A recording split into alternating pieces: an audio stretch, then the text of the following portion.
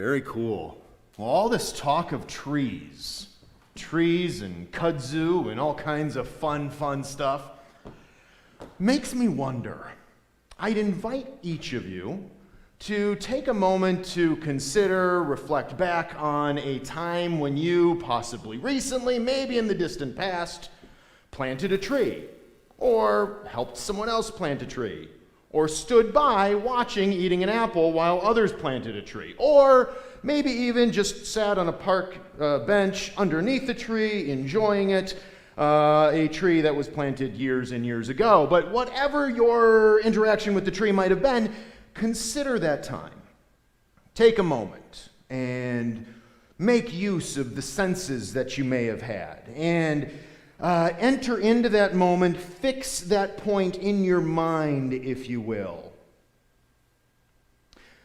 Remember the sun, possibly the heat of the sun on your skin, the smell of the soil as you're working with it, or as others are nearby. Take a moment to enter into and think of the sense of accomplishment after it was finished, the beauty that it produced, the air that it kicked back towards your way so that you could start breathing or continue breathing after the fact as it sort of paid its gratitude towards you for planting it in the first place. If it was a group effort, think of all those folks that worked alongside of you. Some digging, others holding a sapling, putting it down below, watering and all that good stuff. Some taking pictures, putting it on the gram or whatever may have been. But consider, though, all the team effort, the collectivity, as you're putting that new tree in the ground and making it happen. Now that I think of it, as I think of it, most of my memories planting trees have been in a congregational context. Be it everyone coming together to beautify the campus, the grounds that particular congregation, faith community may have been residing on, or be it going out doing service projects, beautifying other folks' properties and whatnot, planting trees there. But that's most of my tree planting experiences have been in that congregational concept. But with all this talk of trees as a visual of organizational structure and hierarchy, as David got us started here, as we think of this, be it centralized or decentralized, as we think of all these trees, be it top down or ground up, I'd invite us to take a few minutes here for the remainder of our time this morning and to take a look, if you will, at the structure of our congregation through the lens of community. To consider it that way, here at FUS Unitarian Society of Minneapolis, this concept of community is literally written into our mission statement. It says there that we are a quote-unquote congregational humanist community. A congregational humanist community. Now, we often spend a lot of time here at FUS talking about the humanist part, right? And for good reason. That word humanist, that represents our shared values, such as those of ethical development, such as peace and social justice, such as empathy, global awareness, anti-racism, service and participation, and on and on and on the list goes. Our shared values, our humanism. But another word that we might not hear emphasized quite as often around here is this word community. We are a community. I'd invite you to take a moment, if you would, take another moment now. For those who are able, I'd invite you to pivot in your seat, if you would.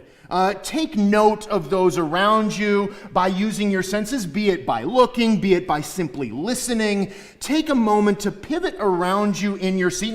Now do it right pandemic responsible, masks on, but seriously, let's literally do this. Those of us who are able to, I might feel a little awkward, but pivot in your seat, look around. For those of us who might not quite be able to do that exactly, or who are listening online, maybe you have a room full of people wherever you're at, maybe you're sitting by yourself. If that's the case, then simply imagine in your mind, recognize those around you in your humanist community, be it locally or globally, online or off.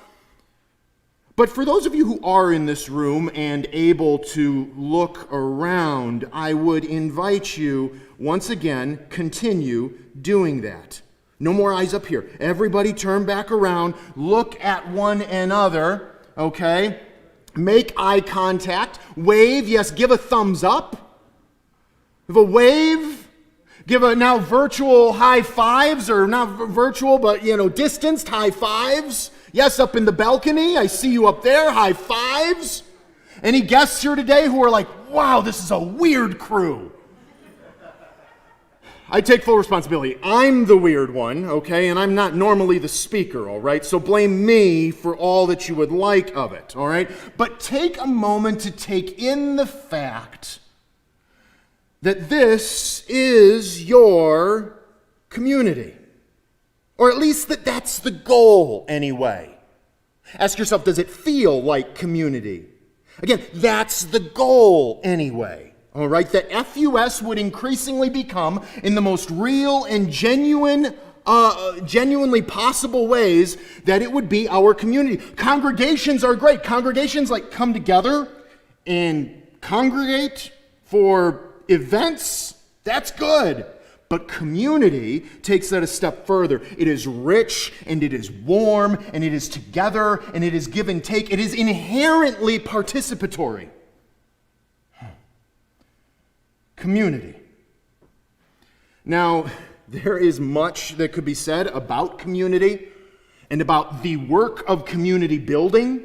Much that could be said. As David, though, has already clarified today, we're really talking about organizational structure. We're talking about hierarchy, or rather the intentional lack thereof when it comes to hierarchy. We're not so much top down, but rather ground up, grassroots, right? And we're talking about the fact that in community, we are the ones that make things happen. We are the ones that get things done. We are there for one another. Community is found in the we, not the they. Now you might say, well, wait a minute, but what about the ministers? They do a lot too, right? Or maybe most. Yes, and they are important. Even, yes, incredibly important, and we are incredibly grateful, all right? But, as David said just a moment ago, the congregation's the true boss. The congregation is the structure of our community, all right? And so maybe we could say that the job of the ministers, at least in a sense, at least from an angle, the job of the ministers is to foster, you could say, greater community, where we as the community members are then more fully empowered to play our roles more fully, more completely, more healthily, more joyfully, more energetically, more emphatically. In the tree of community, we, each of us, we are the branches that stretch out and that interweave together to make the tree of community stronger, to make it more beautiful, to make it more life-giving, to make it more oxygen-rich, a greater home and sanctuary to all the world's creatures. The tree of community, that is us.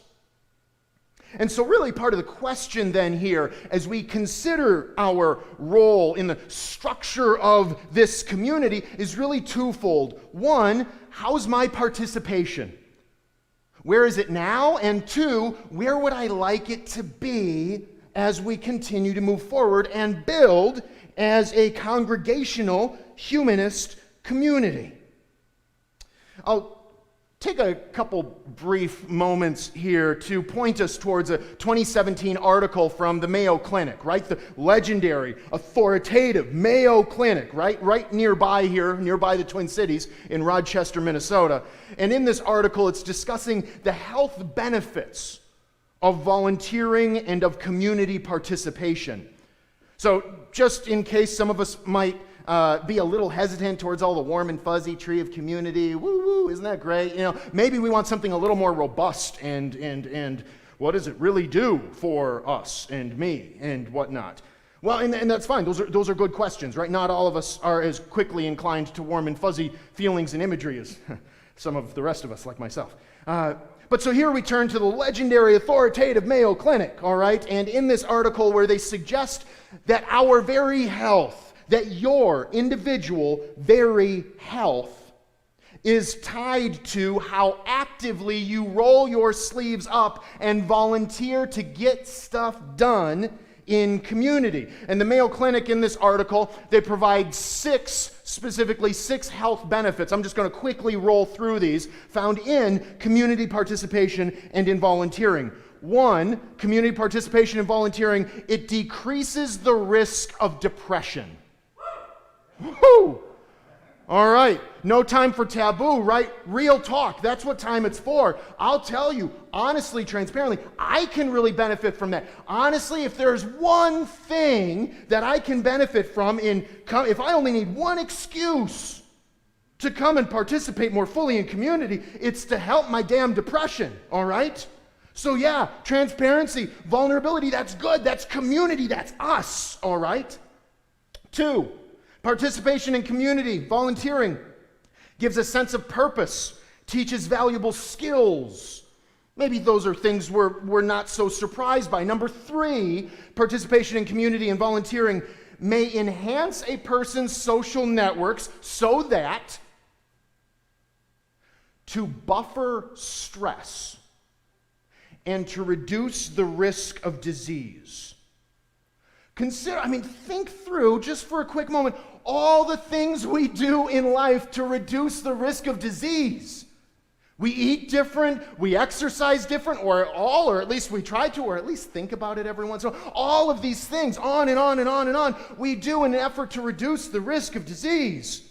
Well, here, one thing we can do, Mayo Clinic is telling us, is to simply get more involved in your community. Like, that's powerful stuff. 4, may reduce stress levels. Kind of sounds similar to buffer stress in the last one, but specifically to reduce stress levels, and it goes on, volunteering helps people stay physically and mentally active, thereby reducing their stress levels. 4, or rather 5 now. This one, community participation and volunteering may help you live longer. So, now with that, we might say, well, I'm not so sure I want to live longer, all right? But listen, if it's also reducing our stress, reducing our depression, reducing our isolation, reducing our risk of disease, and adding to our happiness, which, as you look at, I would have loved to take more time if we could, maybe in another time, delve more into Blue Skies of Happiness. He lives right here in the Twin Cities. But so delve more into his work and happiness and the connectivity with measurable peer-reviewed social scientists, what their findings are on happiness gain, tying that specifically to how active you are in your community and volunteering. You add all that stuff together, and yeah, then maybe I wouldn't mind living a little longer too, right? Let's do it. Okay, number 6 then, well, actually with number 5 here, so I want to consider this. It says, continuing with the live longer thought, says, quote, an analysis of data from the longitudinal study of aging found that individuals who volunteer have lower mortality rates than those who do not, even when controlling for age, gender, physical health. In addition, several studies have shown that volunteers with chronic or serious illness experience declines in pain intensity physically, as well as declines in depression emotionally and mentally, when serving as volunteers to their peers. And then lastly, number 6, this one's maybe a little less surprising once again. Volunteering helps you meet others, develop new relationships, thereby decreasing your sense of isolation. Absolutely. Woo-woo everyone, okay? The simple conclusion here then is that our community participation, our initiative taking, our volunteering, it is tied to our very health and well-being. And yet, the benefits extend far beyond merely to the individual doing the volunteering, don't they? You see, the cool thing is that since life has built each and every one of us with a slightly different mix of skills, interests, passions, experiences, perspectives, etc., etc., etc., because we all have been built by life with a slightly different mix of each of these things. Because of that, that means we each bring something to the community that is at least slightly different from that which anyone else in the entire community is even able to contribute.